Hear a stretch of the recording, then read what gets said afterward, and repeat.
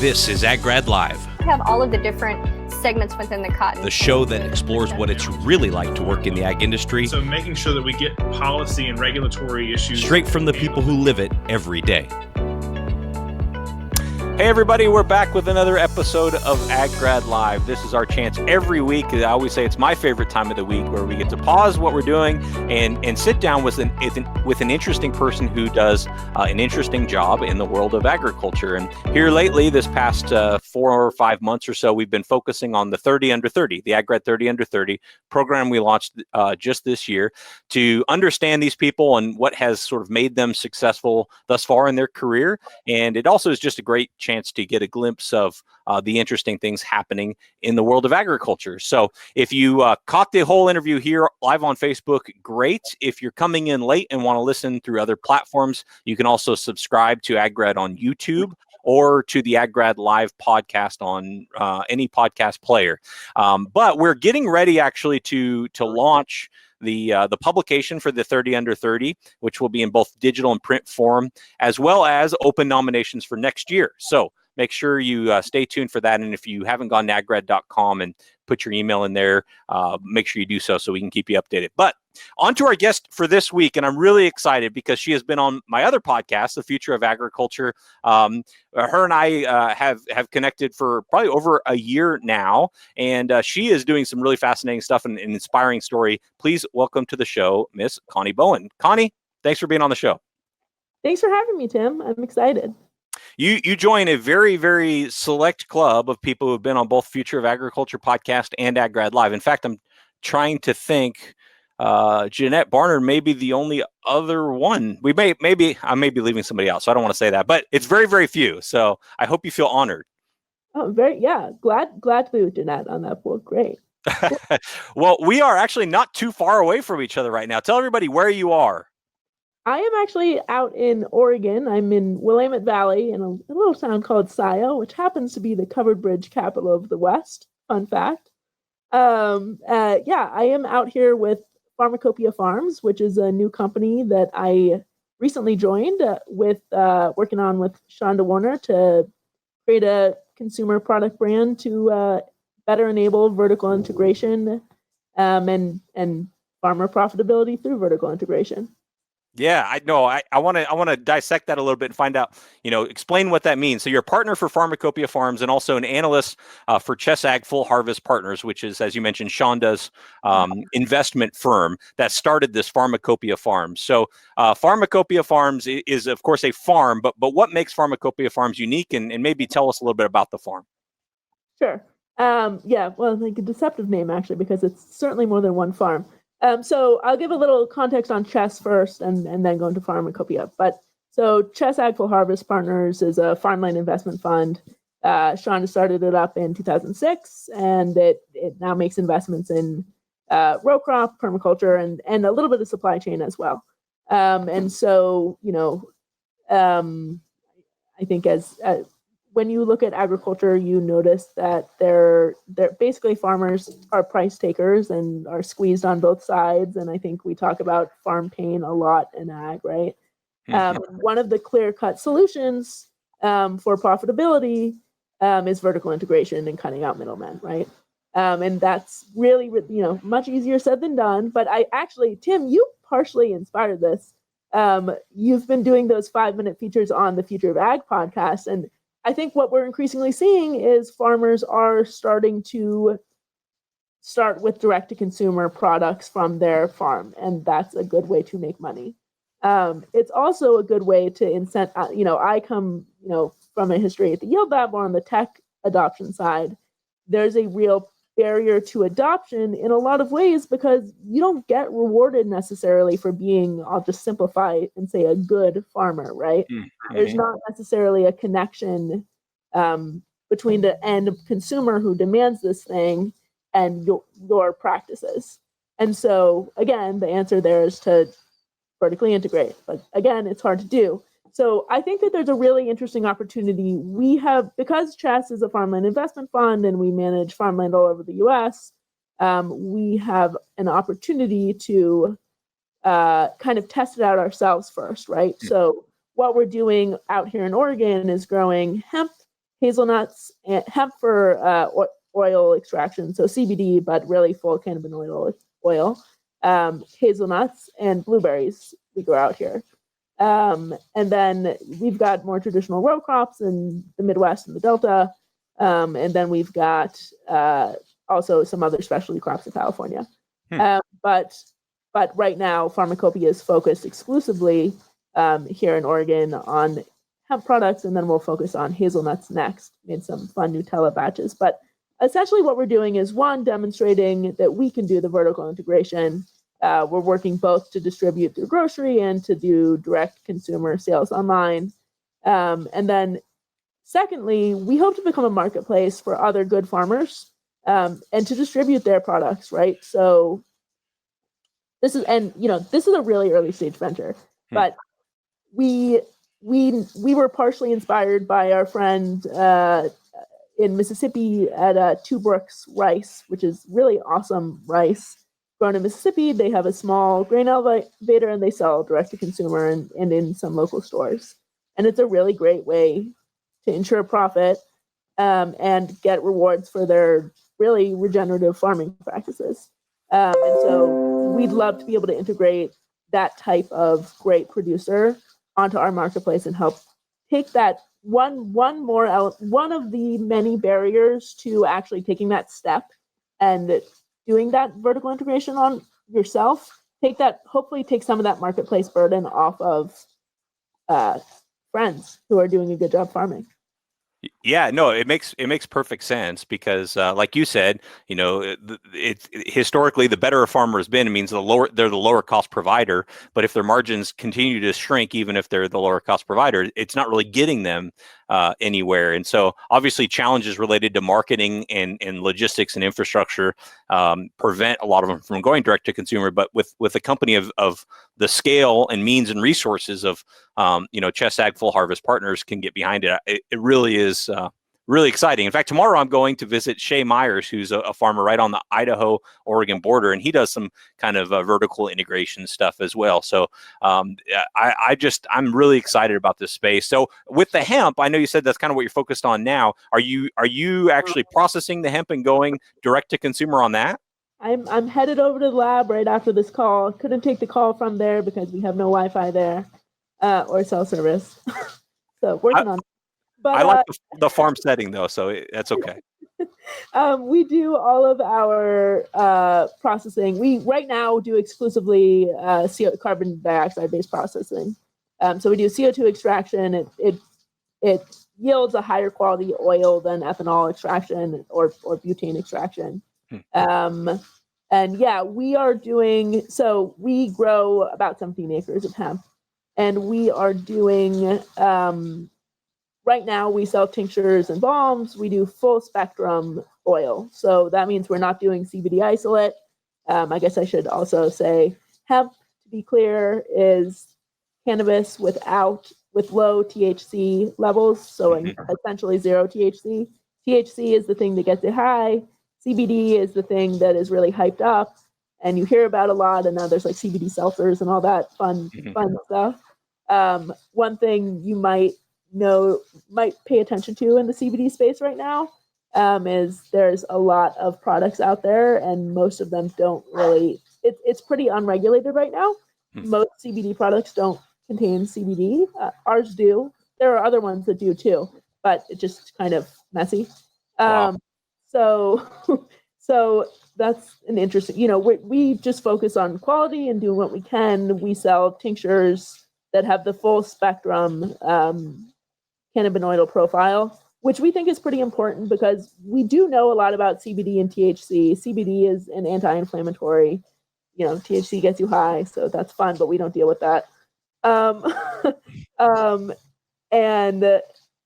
But we don't know a lot about all of the other cannabinoids. So like cannabis has somewhere between 100 and 700, depending what like study or academic you want to read. But either way, there are a lot of untested and played with cannabinoids. And now that we're getting kind of the genetic, as we are starting to study the plant further, because it's now legal thanks to the 2018 Farm Bill, we're able to start to look at tweaking different cannabinoidal levels and understanding better their effects on nutrition or pharmacologically. Very interesting. I think this actually gets to the heart of something I really wanted to talk to you about, because I think it's definitely a core competency of yours, which is I'll call figure it outofness. So just figuring something like that out. I imagine your foray into hemp and CBD, like a lot of us, has come recently, at least the past couple of years, and you've done this over and over and over. What advice do you have? Because a lot of us feel like we get thrown in the deep end and we just get overwhelmed. So what advice do you have to kind of figure something like this out? Google. Read a lot and Google. No, I feel like you learn really fast in the deep end, and when you're just stuck in there forever. But I think, really Google is the best trick, and listening also. People don't really, and also asking questions. I don't know, when I don't know something, I challenge it pretty hard, and being happy to be wrong on things too. That's what you learn. Sure.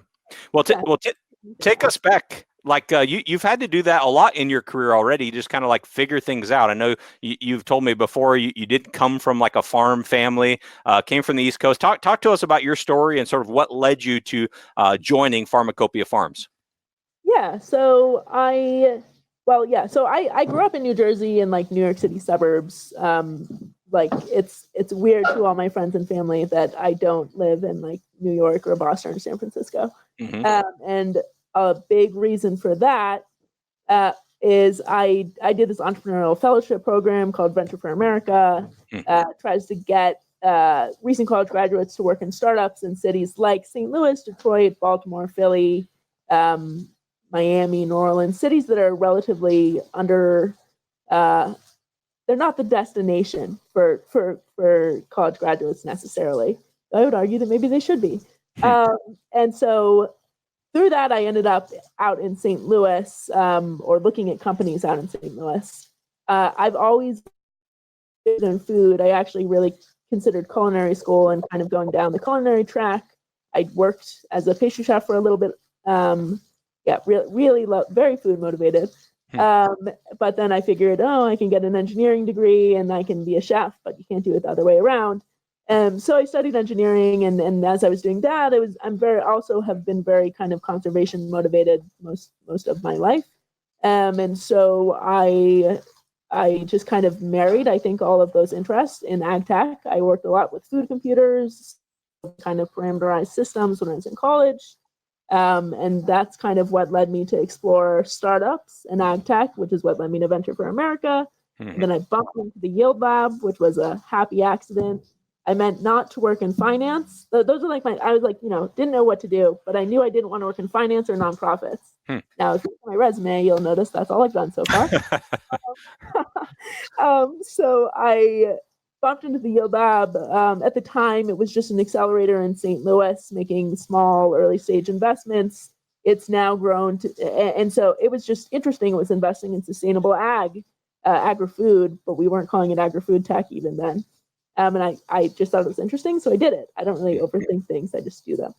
And so it was great to be a part of that team as we expanded and launched funds in Ireland and Singapore and Argentina. And kind of were some of the earliest movers investing in ag tech venture capital. And so I really enjoyed working with all the portfolio companies and people there and kind of trying to connect the dots between the different stakeholders that need to know one another in order for ag tech to work. And that work is still very much happening and needs to very much continue to happen. I actually started with that. We launched out a think tank to help further connect stakeholders in ag so that agri-food tech can be a successful investment space. And then in addition, impact investment in that space can be actually impactful, which means quantified. So worked on the Yield Lab Institute for the past year or so. And I'm happy that we've added some folks to that team recently, and it's growing actually. I really wanted to join Pharmacopoeia and Chess because as I've played in this kind of agri-food tech space with all the startups, I continue to notice a huge disconnect between actual agricultural production and, quote unquote technology. And there's really nothing like being handed a bucket and a shovel to put ag tech in perspective, and told to fix an irrigation system, which I've had the privilege to do over the past month out here.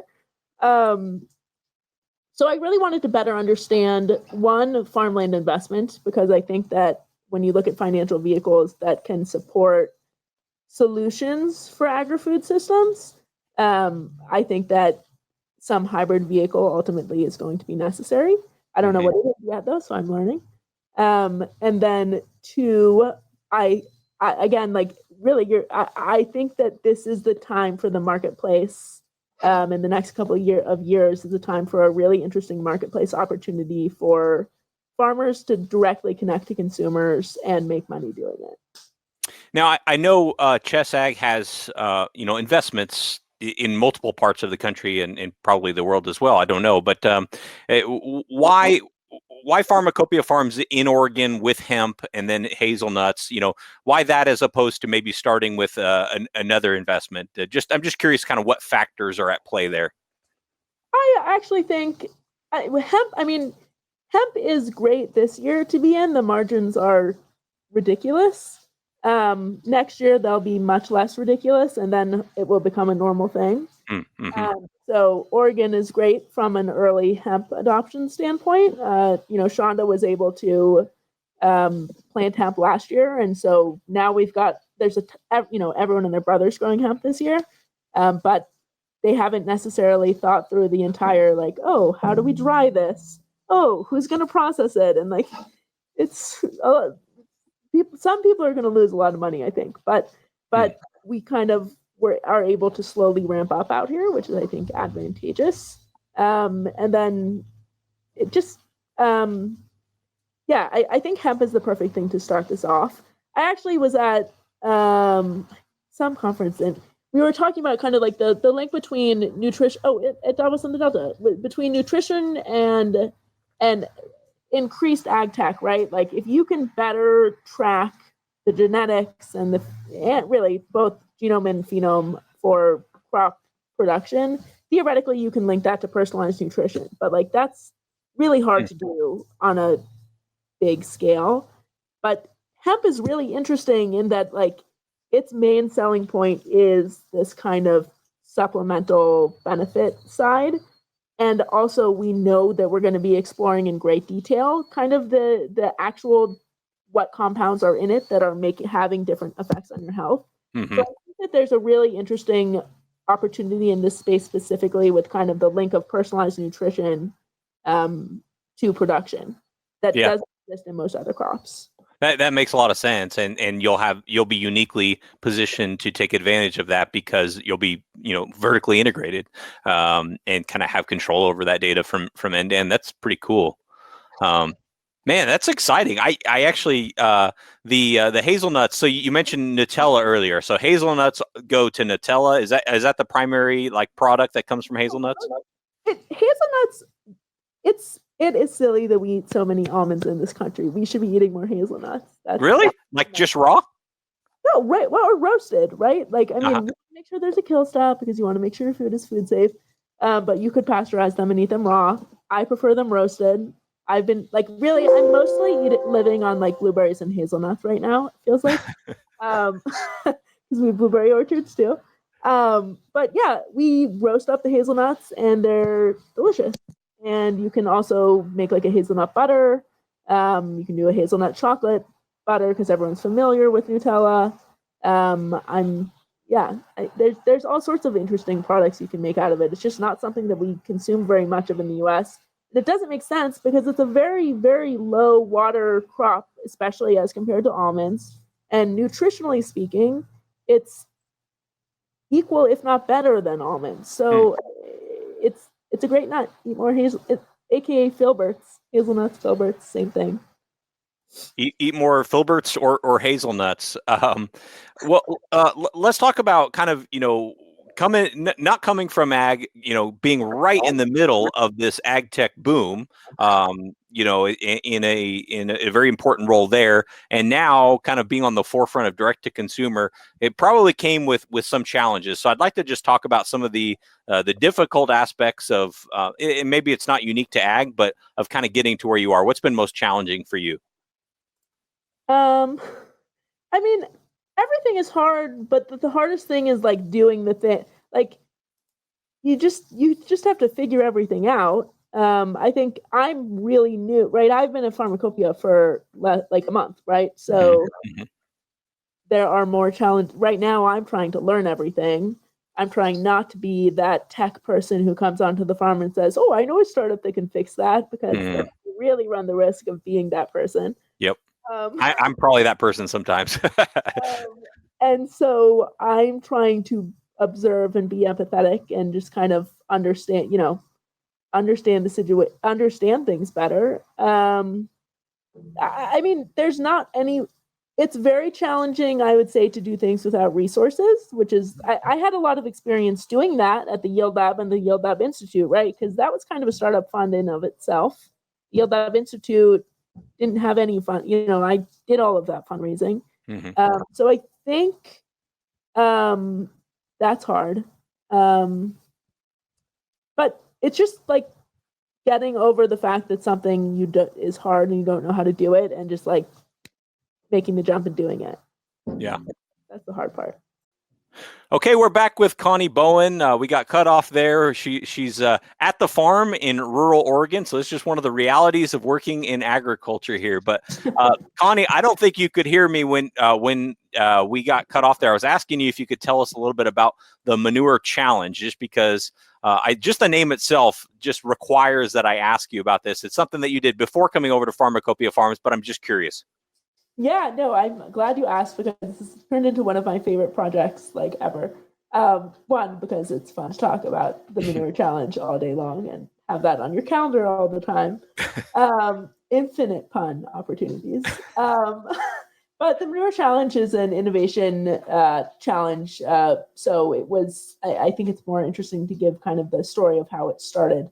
But it's a startup competition to drive more innovation, impactful innovation in manure management technology. So Sandra Vinn at World Wildlife Fund had been working, the EPA ran a nutrient recycling challenge a couple years ago, really focusing on early stage technologies for better nutrient management, specifically for dairy.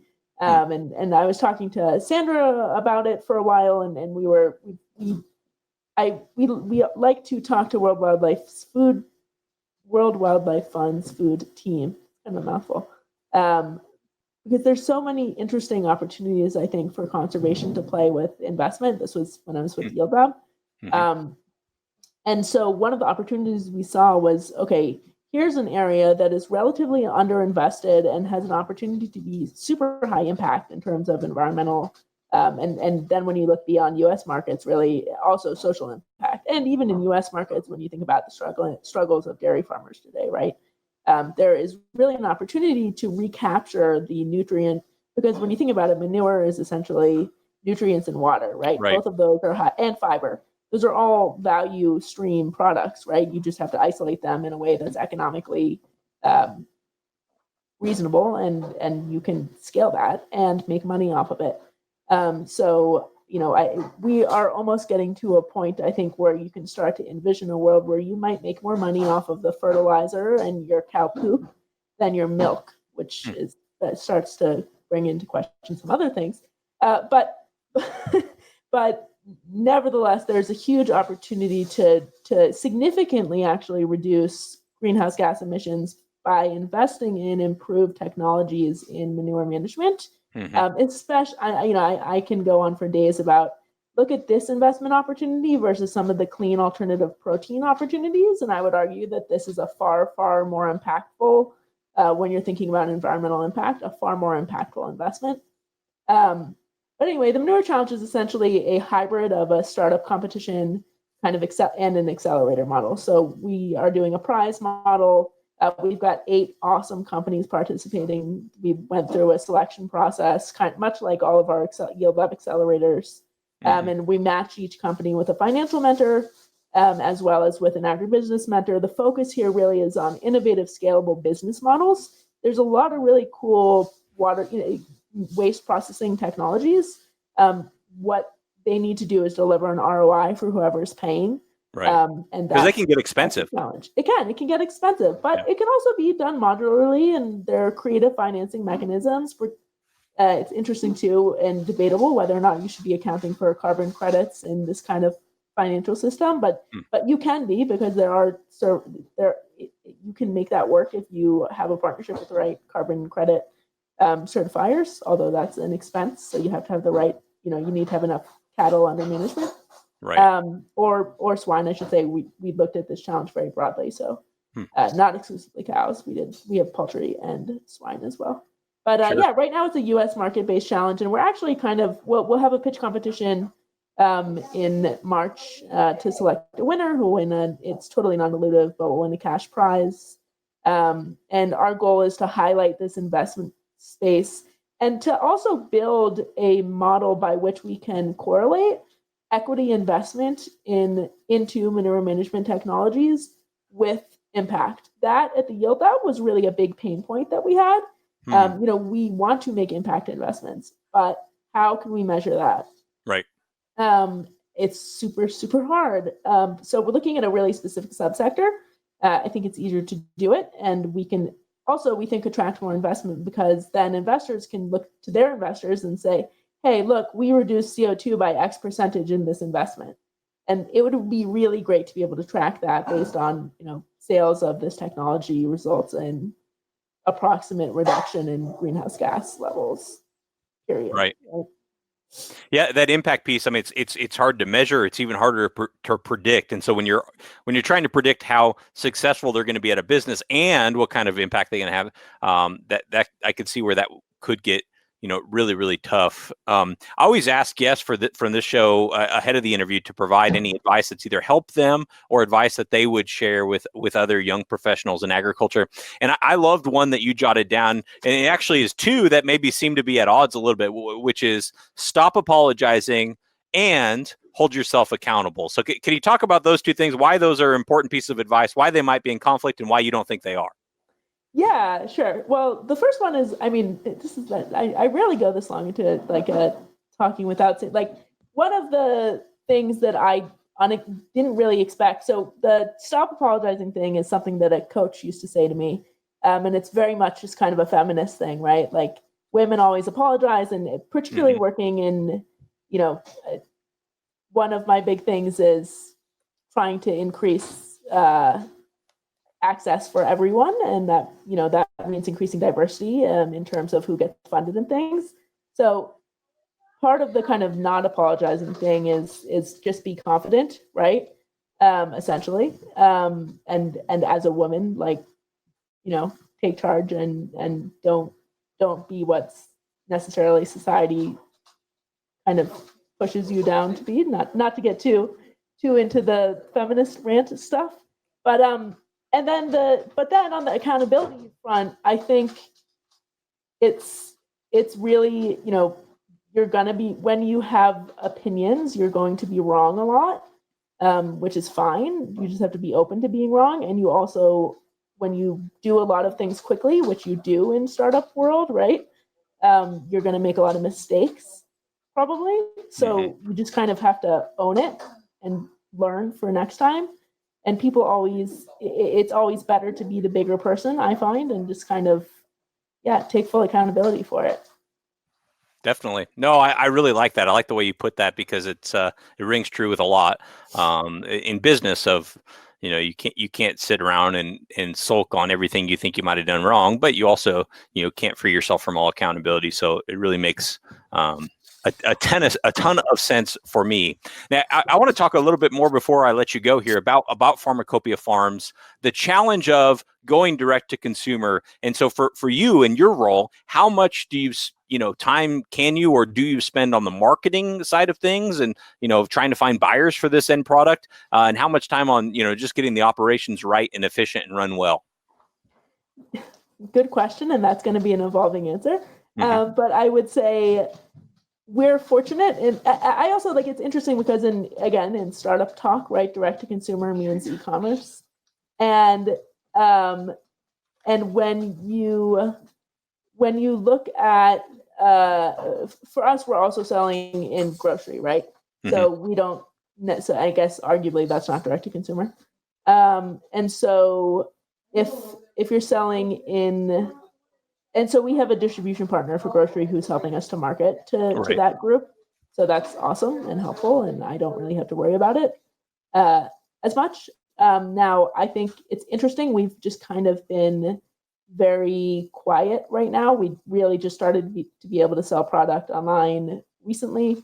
The financing for hemp products is a pain. Payment processors are an issue. But actually that should be getting solved pretty soon. But so the answer there is I don't actually know exactly what it's going to take.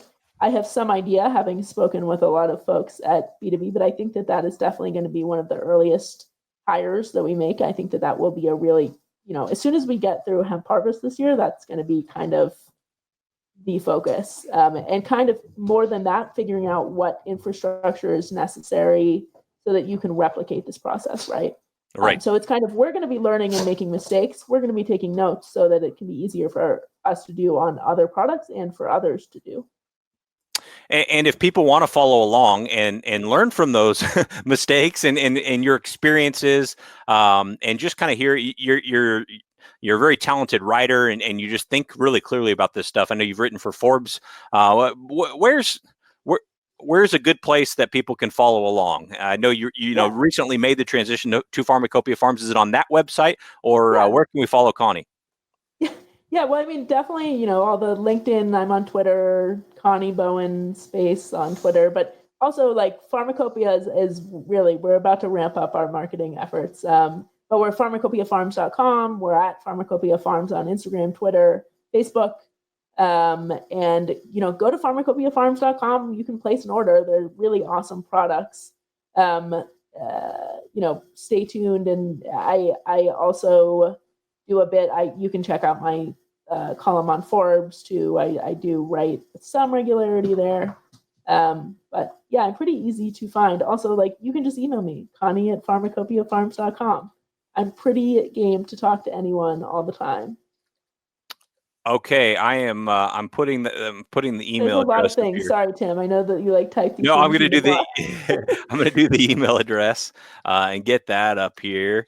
And, or at Connie Bowen Twitter. I do that too. Connie Bowen at Connie Bowen space. All right. Well, I'm on like a little bit of a. It's only a 1 week break so far. I'm on like a little bit of a Twitter break here. So I put your email up there. Good for you. Well, I don't know. We'll see if it's good or not. It drove me nuts for the first few days, but I'm kind of getting over it now.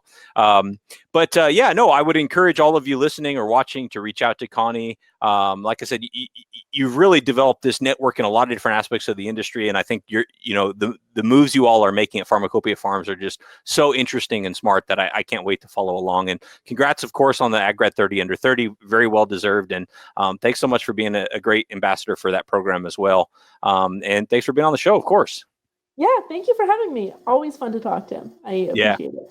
All right, well, I will wrap this up, and we'll be back next week with another AgGrad 30 under 30. So thanks for those of you who joined us live. Forgive our having to launch a second broadcast here, but we're going to edit these together, and they'll be available on YouTube and on the podcast. So make sure you check those out as well. And we'll be back next week. Let me sign off here. Thank you for joining AgGrad Live. Visit aggrad.com. That's AGGRAD. To join the community, create your profile, and learn more about careers in the agriculture industry.